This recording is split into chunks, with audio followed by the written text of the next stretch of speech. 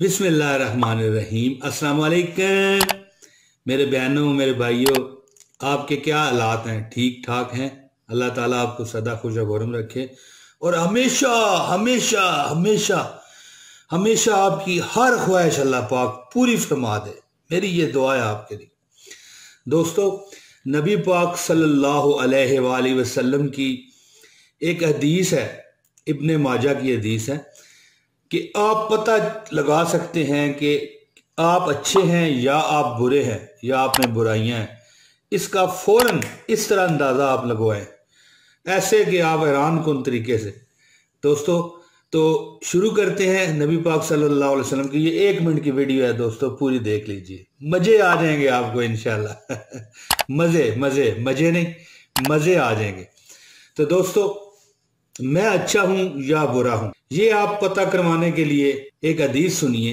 दोस्तों, मैं अच्छा हूं बुरा हूं, ये फौरन पता कीजिए, क्योंकि हजरत अब्दुल्ला बिन मसूद रजी अल्लाह ताला अन्हु से रवायत है कि एक शख्स ने हजूर सल्लल्लाहु अलैहि वसल्लम से अर्ज किया कि या रसूल अल्लाह सल्लल्लाहु अलैहि वसल्लम, मैं अपने बारे में कैसे जानूं कि मैं अच्छा हूं या बुरा हूं?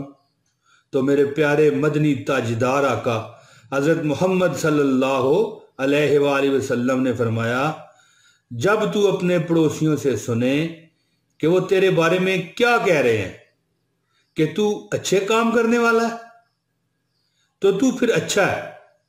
और जब तू सुने कि वो तेरे बारे में क्या कह रहे हैं कि तू बुरे काम करने वाला है, तो फिर तू बुरा है।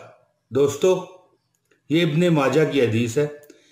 प्यारे बहनों भाइयों, देखा कि अपने पड़ोसियों से आपको पता चल जाएगा कि अगर वो आपके पीठ पीछे, वो पंजाबी में कहते हैं ना कंड पीछे, ठीक है ना जी, तो पीठ पीछे अगर वो आपको बुराई करते हैं या मुंह पर करते हैं, फिर तो आप बहुत बुरे हैं। पीठ पीछे करते हैं तो फिर आप बुरे हैं।